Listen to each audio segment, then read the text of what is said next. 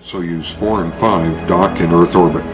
Two cosmonauts leave Soyuz 5 and spacewalk over to Soyuz 4. The two spacecraft are connected for 4.5 hours, and the missions complete the first docking of two-man spacecraft and the first two-man spacewalk in history.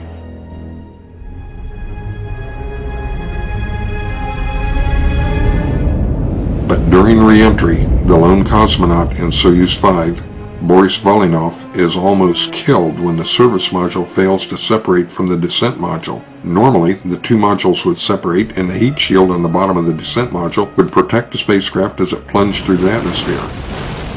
But as the atmosphere slammed into the Soyuz 5 during re-entry, the spacecraft flipped around so that the more aerodynamic top of the descent module started taking the brunt of the airstream.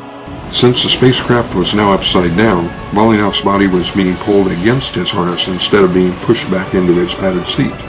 The hatch bulged inward because of the head-on force of air upon it, and its rubber ceiling began to smolder. Suddenly, the stress causes the service module to break away and the descent module flips around to its proper alignment. Volynov had escaped incineration, but the addition of the service module had caused the capsule to veer 2,000 kilometers off course. The parachute had not been destroyed, but the soft landing rockets failed to fire, and the spacecraft hits the ground much harder than normal. Volynov is thrown from his seat across the cabin, breaking several of his teeth. He had landed in a snowy area of Russia where it was minus 40 degrees outside. The cosmonaut ends up having to hike to a nearby village where rescuers finally locate him.